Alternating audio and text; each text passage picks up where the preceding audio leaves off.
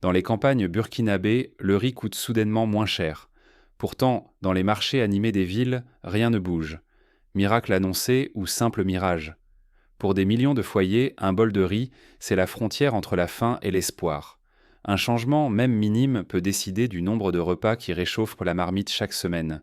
Imaginez une famille dans un village près de Bama. Il y a un an, elle devait parfois sauter un repas par jour. Aujourd'hui, grâce à la baisse du prix du riz à la ferme, elle parvient à ajouter un bol supplémentaire à la table, offrant un répit bienvenu aux ventres affamés. Début 2025, les prix à la ferme s'effondrent. Les producteurs, fatigués d'attendre, vendent à bas prix. Mais dans les boutiques de Ouagadougou, de Bobo Dioulasso ou de Koudougou, le tarif du bol reste implacable. Les ménages, qui guettaient une bouffée d'oxygène, se heurtent à une réalité inflexible.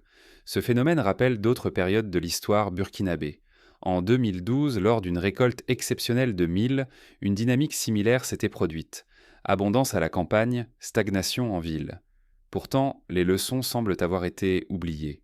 La confusion grandit. Qui faut-il croire? Les agriculteurs qui jurent que le riz n'a jamais été si bon marché, ou les commerçants qui invoquent leurs propres difficultés? Est-ce un vrai tournant ou une nouvelle fausse promesse qui laisse les familles sur leur faim? Ce paradoxe alimente l'incertitude. Si l'espoir est au mal placé, c'est le risque de gaspiller de précieuses ressources, ou pire, de s'exposer à la faim. Car au Burkina Faso, le prix du riz, c'est aussi la sécurité, la dignité, la force de résister aux crises mondiales. Pour démêler la vérité derrière ce contraste, il faut plonger au cœur des rouages du marché agricole local, là où se joue bien plus qu'une simple fluctuation de prix. La récente surproduction a bouleversé l'équilibre du marché burkinabé. Mais pourquoi cette baisse n'atteint-elle pas les ménages urbains? Dans les champs du Burkina Faso, une abondance soudaine bouleverse l'équilibre. La nouvelle circule vite dans les villages. Le prix du riz à la ferme baisse enfin. Là où un sac de 50 kilos coûtait 18 000 francs CFA il y a peu, il s'échange désormais à 17 000 francs. Cela peut sembler dérisoire, mais chaque 1000 francs épargnés sur ce pilier de la cuisine familiale redonne un souffle aux foyers ruraux. Prenons l'exemple d'un groupement de femmes productrices de riz à Sourou. Grâce à la récolte record, elles parviennent à vendre une partie de leur production directement aux écoles du village, permettant d'offrir des repas gratuits aux enfants. Ce geste simple en apparence change la dynamique de la communauté, stimulant la fréquentation scolaire et la cohésion sociale. Cette baisse cache un phénomène rarissime, une récolte spectaculaire non seulement en riz, mais aussi en maïs, en mil et en sorgho. Les moissons dépassent donc tous les records connus. Cette année, la production céréalière a bondi de près de 18%, soit plus de 7 millions de tonnes récoltées, du jamais vu depuis longtemps. Les camions débordent, les greniers craquent et partout, l'abondance s'invite dans les conversations.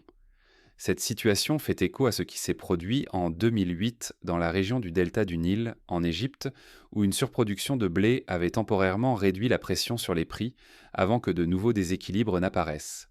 De tels parallèles montrent que l'abondance, aussi exceptionnelle soit-elle, pose toujours la question de sa répartition. Conséquence directe, l'inflation alimentaire s'inverse. Pour la première fois depuis des années, nourrir sa famille coûte moins cher qu'un an auparavant. L'inflation, d'habitude synonyme de vie chère, bascule en territoire négatif. Les économistes parlent maintenant de déflation alimentaire, signe que l'offre déborde. Pour un pays habitué à la pression et à la peur des pénuries, ce retournement suscite à la fois soulagement et incertitude. Dans un quartier populaire de Bobo Dioulasso, une mère de famille avoue « Je croyais que ce serait comme d'habitude, que le riz continuerait à grimper, mais là on se dit que les choses peuvent changer. » L'espoir renaît, mais il reste fragile. Mais gare aux illusions, croire que la baisse ne touche que quelques villages serait une erreur. Ce surplus force tout le pays à repenser ses priorités, ses risques et ses chances d'enfin renforcer sa sécurité alimentaire. L'opportunité est réelle, mais le danger aussi. L'excès peut fragiliser les petits producteurs ou rester sans effet sur le pouvoir d'achat.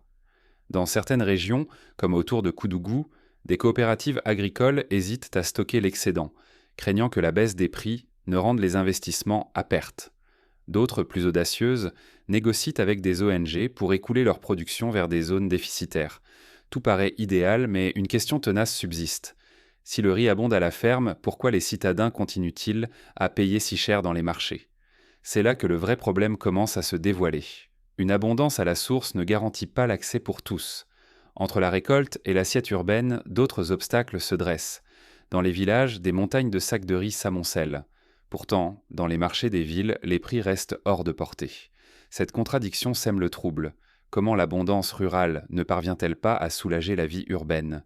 À Ouagadougou, Bobo, Dioulasso ou Koudougou, un sac de 50 kg coûte toujours entre 24 000 et 36 000 francs CFA. Pour les familles, aucun répit. Les assiettes restent à moitié pleines, l'espoir s'étiole aussi vite qu'il a surgi. Les commerçants et transporteurs se défendent. Ils parlent de vieux stocks achetés cher, du carburant qui grève les marges et de la peur des pénuries passées. Personne ne veut céder. Chaque acteur protège sa survie. Tous craignent un retournement brutal. Ainsi, le signal de la ferme ne perce pas jusqu'aux étals. L'écart se creuse, la frustration enfle. L'incompréhension s'installe. Si le riz déborde, pourquoi la vie demeure-t-elle aussi chère? Pour de nombreux ménages urbains, la baisse à la ferme n'est qu'un écho lointain, presque une rumeur. L'impression d'injustice s'intensifie. La confiance dans les marchés s'effrite. Le découragement s'invite à la table du soir, insidieusement. Derrière ces chiffres désynchronisés, c'est la cohésion sociale elle-même qui chancelle. La colère gronde, la tentation de la contestation ou du retrait se profile. On cherche des responsables, alors que c'est tout le système qui ploie sous la tension, tâtonnant vers l'équilibre. Cette fracture n'est pas nouvelle. À l'époque coloniale, les différences de prix entre ville et campagne alimentaient déjà des tensions. À l'indépendance, les gouvernements successifs ont tenté, sans succès durable, de combler ce fossé. Aujourd'hui encore, la question reste entière. Pourtant, sous cette agitation, une transformation lente et profonde s'amorce. Quelque chose de plus vaste que la simple fluctuation d'un prix se met en place dans l'économie alimentaire du Burkina Faso. Mais cette fenêtre de stabilité reste fragile. Les prochains mois vont révéler si le nouveau modèle peut résister aux prochaines tempêtes, et si cette surproduction agricole redessinait la place du Burkina Faso dans l'économie mondiale. Car ce bouleversement ne vient pas d'une demande en berne. Les Burkinabés n'ont pas soudain réduit leur consommation de riz ou de maïs. L'explosion de l'offre a bouleversé la donne. Les greniers débordent, forçant les prix à la baisse. Cette déflation alimentaire est bien réelle, mais elle ne sera qu'un épisode. Selon les spécialistes, l'inflation refera surface dès l'année 2026. Ce répit n'est donc qu'une pause, non une nouvelle norme. Cependant, une récolte excédentaire comporte aussi ses dangers. Lorsqu'elle dépasse les attentes, beaucoup de producteurs se retrouvent vulnérables. Les revenus s'effritent, l'investissement devient risqué, certains envisagent même de quitter la terre. Mal maîtrisé, cet excès peut ruiner des familles rurales et casser la dynamique agricole. Pour mieux comprendre, il suffit de regarder le cas du Niger en 2014. Une surproduction de mil avait entraîné une chute brutale des prix, laissant des milliers de petits exploitants endettés, incapables de rembourser les prêts contractés pour semer et récolter. La leçon est claire. Sans filet de sécurité, l'abondance peut devenir un piège. Mais une autre lecture, plus ambitieuse, s'impose. Cette abondance pourrait devenir un rempart. Elle offre la possibilité de constituer des réserves, de stabiliser les prix lors des secousses mondiales et d'assurer à chaque foyer de quoi manger, même en période de crise. Le véritable enjeu va bien au-delà des prix. Il s'agit de la capacité du Burkina Faso à réduire sa dépendance, à affronter les chocs extérieurs et surtout à reprendre le contrôle de son destin alimentaire. Construire une puissance locale, c'est gagner en souveraineté et en dignité collective. Tout dépendra de la façon dont cette fenêtre sera saisie. Car transformer l'abondance en force, c'est promettre de ne plus subir les caprices venus d'ailleurs. Pour y parvenir, plusieurs étapes concrètes s'imposent. D'abord, développer des infrastructures de stockage modernes pour éviter les pertes post-récolte. Ensuite, instaurer des mécanismes de fixation des prix minimums garantis pour protéger les producteurs. Enfin, encourager la transformation locale du riz afin de créer de la valeur ajoutée et de diversifier les sources de revenus. Mais cette promesse ne tient qu'à une condition, que le Burkina Faso sache transformer cette abondance en levier durable. Sinon, cette fenêtre d'opportunité pourrait se refermer aussi vite qu'elle s'est ouverte. La sécurité alimentaire, c'est bien plus qu'un simple repas abondant. C'est un filet collectif, tissé pour protéger tout un peuple des secousses imprévisibles du marché mondial. Imaginez un instant l'absence de ce gigantesque surplus de riz. À la première sécheresse en Asie ou à la moindre crise sur les places boursières, les prix au Burkina Faso auraient pu s'envoler du jour au lendemain. Les familles les plus fragiles, incapables de remplir leurs marmites, auraient été les premières à souffrir. C'est là que la surproduction change la donne. Elle évite les ruptures soudaines et donne à l'État un levier puissant pour réguler le marché. Désormais, le Burkina Faso n'est plus totalement dépendant des importations ou des spéculateurs étrangers. Au contraire, le pays peut décider, stocker, distribuer et intervenir selon ses besoins, sans attendre un navire lointain ou une aide incertaine. Ce surplus, c'est aussi du temps arraché à l'urgence, du temps pour renforcer les routes, améliorer la conservation, organiser la logistique et bâtir des politiques agricoles solides.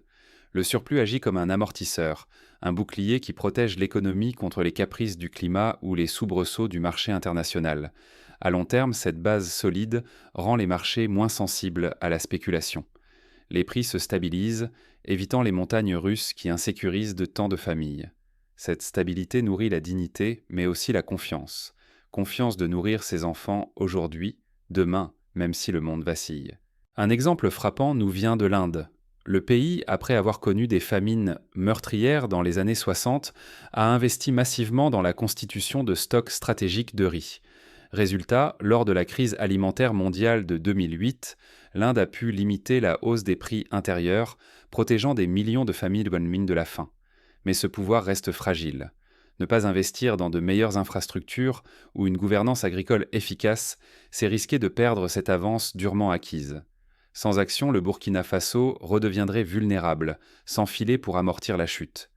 Finalement, cette expérience dépasse le seul Burkina Faso. Elle pose des questions majeures pour tout le continent africain. Les voisins observent avec attention. Au Mali, des responsables réfléchissent à renforcer la coopération régionale pour mutualiser les stocks et harmoniser les politiques de soutien aux producteurs. Le Ghana, de son côté, accélère la mécanisation de son agriculture pour ne plus dépendre des importations. Que faire alors de cette nouvelle stabilité ? Peut-elle vraiment transformer la vie quotidienne ou n'est-ce qu'un répit temporaire ? La véritable victoire ne réside pas dans une simple baisse du prix du riz, mais dans le pouvoir de façonner son propre destin alimentaire. Aujourd'hui, le Burkina Faso se tient à un tournant inédit. Pour la première fois depuis des décennies, il n'est plus réduit au rôle de spectateur impuissant face aux caprices des marchés mondiaux. La surproduction nationale de riz a fissuré le mur de dépendance qui enserrait le pays, ouvrant une brèche vers une stabilité rare. Mais ce moment n'est pas qu'un chiffre sur une balance ou une simple accalmie dans les paniers des ménages urbains. Ce qui s'ébauche, c'est une transformation profonde. Chaque grain récolté localement devient un bouclier contre la volatilité internationale, un pas vers la souveraineté alimentaire. Cependant, ce pouvoir nouvellement acquis reste fragile. Il exige vigilance, investissement et un engagement collectif pour valoriser la terre, les savoir-faire et toute la chaîne du champ à la table. L'opportunité de bâtir un avenir où les Burkinabés choisissent leur sécurité alimentaire est là, mais elle doit être saisie avec audace. Si ce cap n'est pas tenu, la dépendance pourrait redevenir la norme et fragiliser à nouveau le pays. Chaque crise mondiale, pandémie, conflit, aléas climatiques, risquerait alors d'effacer les progrès, replongeant familles et villes dans l'incertitude du lendemain. Pour éviter cela, il est essentiel de mettre en place des politiques agricoles inclusives, encourager la formation des jeunes en agro-industrie, soutenir la recherche sur les semences locales résilientes et développer des partenariats publics-privés pour moderniser la filière sont des pas concrets vers la résilience. Nourrir sa population avec ses propres ressources, c'est aussi affirmer sa dignité et son autonomie. C'est rompre le cercle de la mendicité alimentaire pour bâtir une nation où paysans, transformateurs, commerçants et consommateurs avancent ensemble, plus résilients. La souveraineté alimentaire n'est plus un rêve lointain, c'est désormais un horizon à portée de main, à condition de transformer cette abondance en sécurité durable. Le chemin est ouvert. Il appartient à chaque Burkinabé d'y croire, de s'engager et d'agir. Car la vraie victoire n'est pas d'avoir du riz moins cher une fois, mais de gagner chaque jour le droit de choisir l'avenir de ses repas. Alors, la prochaine fois que vous verrez un sac de riz débordant sur le marché, souvenez-vous, derrière chaque grain se cache la possibilité d'une nouvelle histoire, écrite par ceux qui refusent de subir et choisissent d'agir pour leur propre destin.